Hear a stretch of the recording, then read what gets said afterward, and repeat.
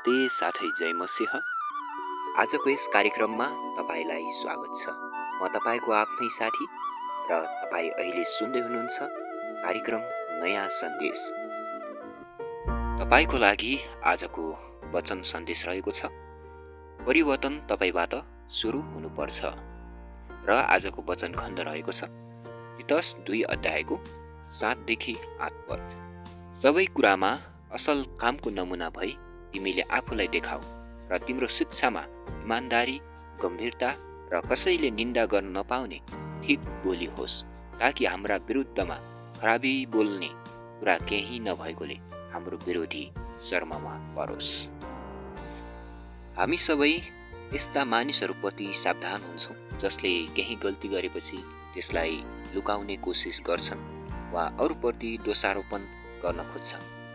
प्रायजसो हामी आफ्नो कमजोरीहरूको सफाई दिन खोज्छौँ र ती कमजोरीहरू चाहिँ वंशानुगत हो भनी भन्छौँ, अथवा हाम्रा गल्तीहरूको दोष विगतलाई दिन्छौँ र भन्छौँ कि मेरो पालन पोषण र हुर्काई नै त्यस्तै प्रकारको थियो, मलाई सही के हो थाहा नै थिएन, यो मेरो गल्ती होइन। कहिलेकाहीँ हामीले आफ्नो परिवारले विगत दिनहरूमा गरेको गल्तीहरूले आफ्नो जीवनमा नराम्रो असर पार्छ भन्ने सोचले ढाक्न कोसिस गर्छौँ। जब त्यस्ता कुनै घटनाहरू तपाईको हुर्कने क्रममा वा परिवारमा घट्छन् भने कहिलेकाहीँ त्यसबाट पाठ सिक्नु बाहेक अरू केही पनि गर्न सक्दैन। तर परमेश्वरको अनुग्रहद्वारा तपाईले आफ्नो भविष्यको विषयमा धेरै कुराहरू गर्न सक्नुहुन्छ।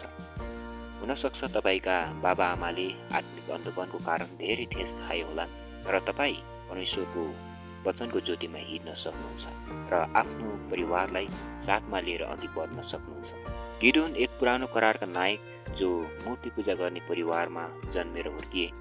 उनीहरूको संस्कार वा चलन थियो, अरूले पनि त्यस्तै गर्दथे, तर परमेश्वरसँग गिदोनको निम्ति योजनाहरू थिए।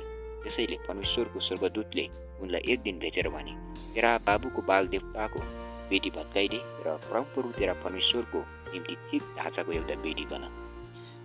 अब त्यो गिदोनको निम्ति भने सजिलो काम थिएन, कारण उनी स्वभावैले एक डरपोक मानिस थिए।